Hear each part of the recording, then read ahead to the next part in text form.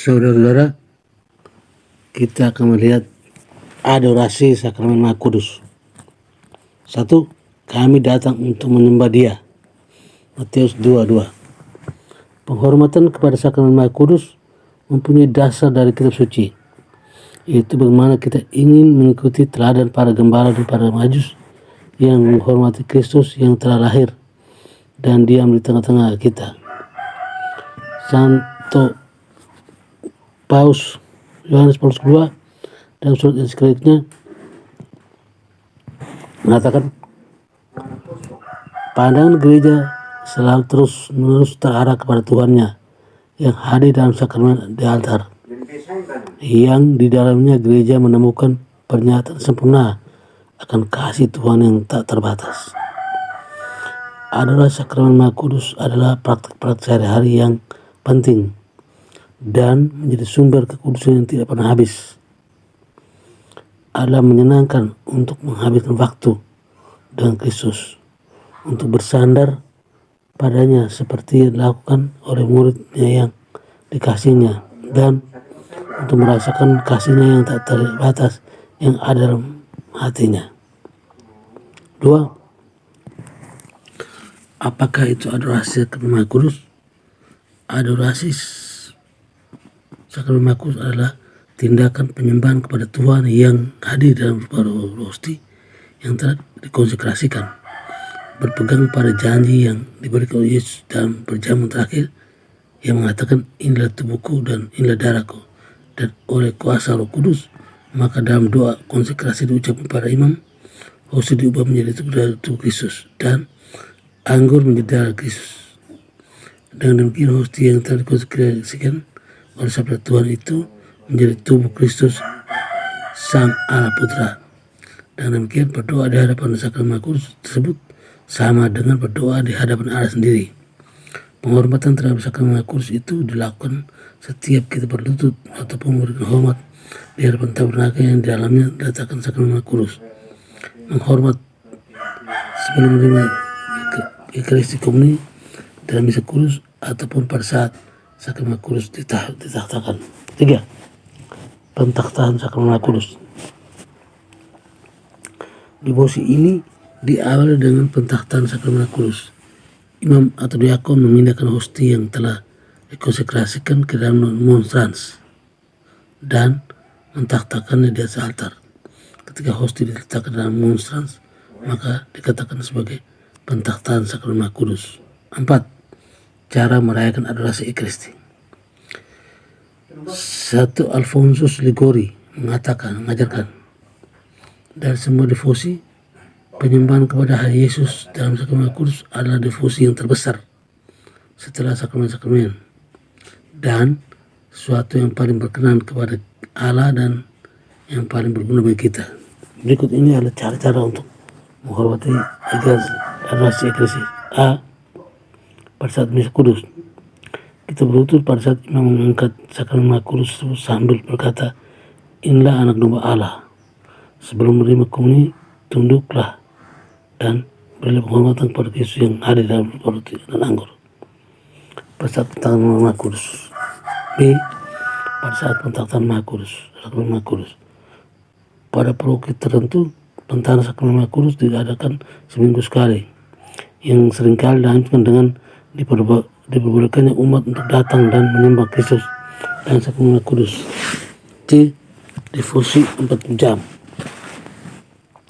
Di beberapa paroki juga diadakan 40 jam adorasi Ekaristi, diadakan setahun sekali. D. Perpetual Adoration, pentakhtaan sakramen Maha Kudus untuk adorasi tanpa putus selama 24 jam sehari, 7 hari dalam minggu. E. Mengunjungi singgah di gereja untuk memberikan penghormatan kepada Kristus yang hadir dalam tabernakel. F. Benediction. Setelah pentakhtaan dan adorasi, maka sakramen Maha Kudus gunakan untuk memberkati umat. Umumnya diiringi oleh lagu O Salutaris Hostia dan Tantum Ergo. G. Prosesi. Perjalanan parade umat dan imam dalam memberi penghormatan kepada sakramen Maha Kudus. 5. Sejarah Perpetual Adoration. Walaupun hal kehadiran Yesus dalam kesaksian kudus telah diajarkan sejak zaman para rasul, namun adorasi tanpa henti baru dilakukan pada abad ke-6 yang dilakukan di Katedral Lugo, Spanyol.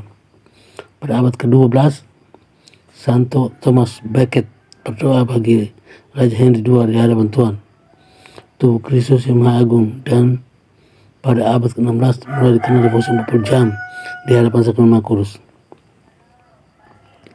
Di abad 19 di Prancis adorasi tanpa henti dilakukan di dalam komunitas para wirawati kontemplatif. Akhirnya devosi ini tersebar ke seluruh provinsi di seluruh dunia. 6. Apa yang dapat dilakukan pada saat kita melakukan adorasi Sakramen Kudus? Berikut ini adalah beberapa saran yang dilakukan dalam adorasi Kudus. A. Ucapkanlah doa sebelum adorasi, seperti yang pernah dituliskan di sini. B. Berdoa dari kitab Mazmur atau membaca ibadat harian. Kita memilih Mazmur yang berisi pujian, ucapan syukur, permohonan ataupun permohonan agar didengarkan Tuhan. Atau kita dapat pula mendoakan ibadat harian yang dibacakan oleh gereja sepanjang tahun. C. Mengulangi doa Yesus. Mengulangi doa, Tuhan Yesus, kasihanlah aku yang berdosa ini.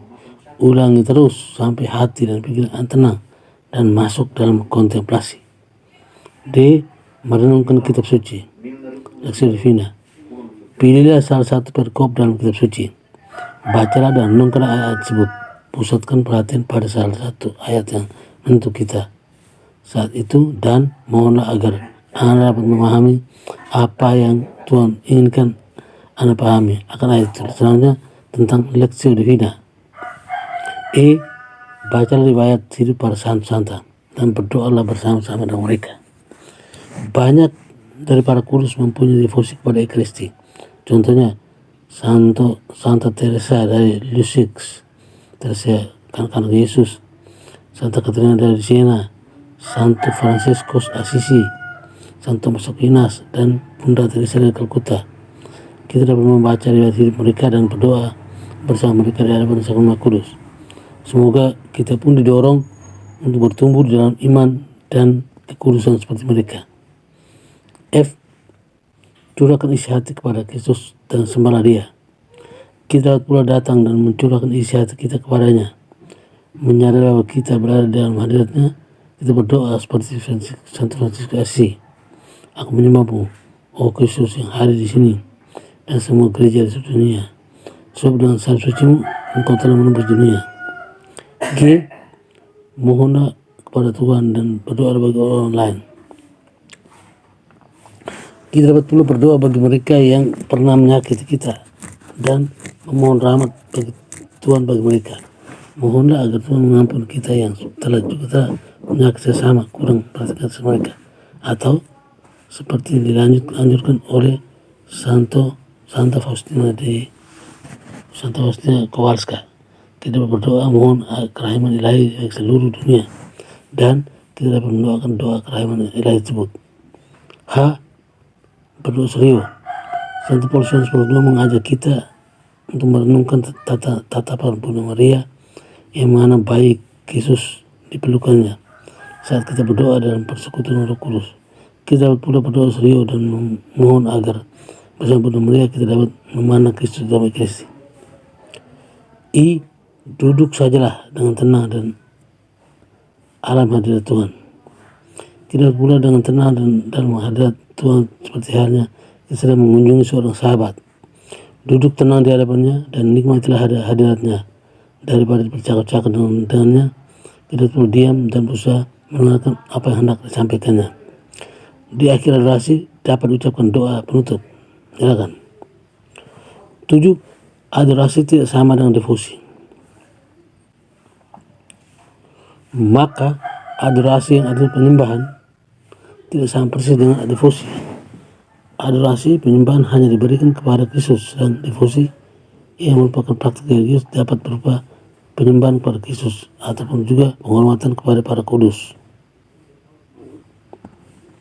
Melihat penjabat das, maka meditasi merenungkan tentang Kristus sabdanya dan visi hidupnya dapat merupakan bagian dari adorasi. Namun adoran sendiri dapat dilakukan dengan beberapa cara yang lain, tidak harus meditasi. Buah-buah yang boleh oleh adorasi ada pertumbuhan rohani bagi mereka yang melaksanakannya, yang diperoleh karena rahmat dari Kristus sendiri.